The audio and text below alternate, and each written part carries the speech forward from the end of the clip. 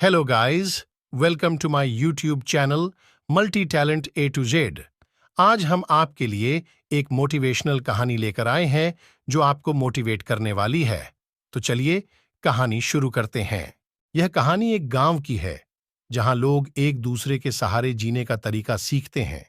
एक गांव था जहां लोगों के बीच में अनूठा एक बंधन था। यहाँ के लोग एक दूसरे के साथ मेहनत करते, सहायता करते और एक दूसरे के साथ खुशियों और दुखों को बांटते थे। इस गांव की कहानी बहुत ही अनोखी थी। एक बार गांव में एक नया आदमी आया।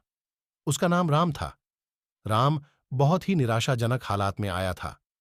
वह एक छोटे से गांव में दूर रहते थे, जहां उनका परिवार बीमारियों और तंगी में फंसा था। उन्होंने सोचा कि वह इस गांव में आकर नए जीवन की कोशिश करेंगे। राम गांव में आकर एक आदर्श बनने के लिए प्रयास करने लगे। वे हर काम में मेहनत करते, दूसरों की सहायता करते और सबके लिए प्रेरणा स्रोत बन गए। दूसरे लोगों की खुशियों और दुखों में भी वे सहभागी रहते। एक बार गांव में बड़ा दुख का समय भी आया, जब गांव के मुखिया का बेटा अचानक बीमार पड़ गया। उसकी स्थिति गंभीर थी और उसके परिवार को इलाज के लिए पैसों की आवश्यकता थी। लेकिन गरीबी के कारण परिवार के पास इतनी धनराशि नहीं थी।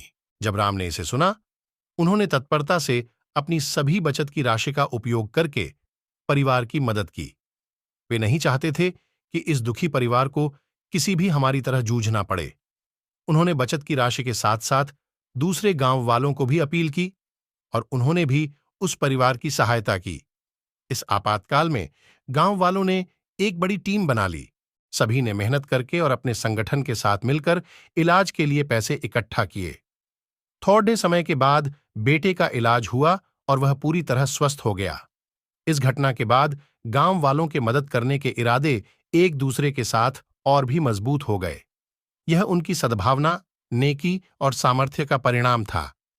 वे सभी ने समझा कि दूसरों की मदद करके ही हमारा असली लक्ष्य पूरा होता है।